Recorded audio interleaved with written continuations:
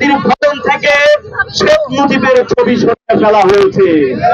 আমরা অবশ্যই এদের প্রশংসা করতে চাই, কিন্তু যারা মনে প্রাণে মুজিববাদকে লালন করে, যারা মুজিববাদ প্রতিষ্ঠায়, একটি ফ্যাসিস্ট ব্যবস্থা প্রতিষ্ঠায় এত বছর পর্যন্ত বাংলার মানুষের উপর নির্যাতন নিপীড়ন চালিয়ে গেছে, এদের কাউকে আমরা উপদেষ্টায় দেখতে চাই।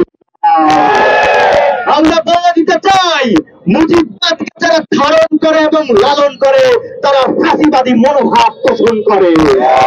এই বিপ্লবী ছাত্র জনতা সরকারে কোন জায়গা হবে না, হবে না, হবে না। দিল্লির প্রেসক্রিপশনে যদি কোন উপদেষ্টা দেওয়া হয়, বাংলার শিক্ষার্থী সমাজ তাদেরকে প্রত্যাখ্যান করেছে। আমরা বলে দিতে চাই, বাংলার ছাত্র জনতা ইতিমধ্যে মুজিববাদের কবর রচনা করার ঘোষণা দিয়ে দিয়েছে।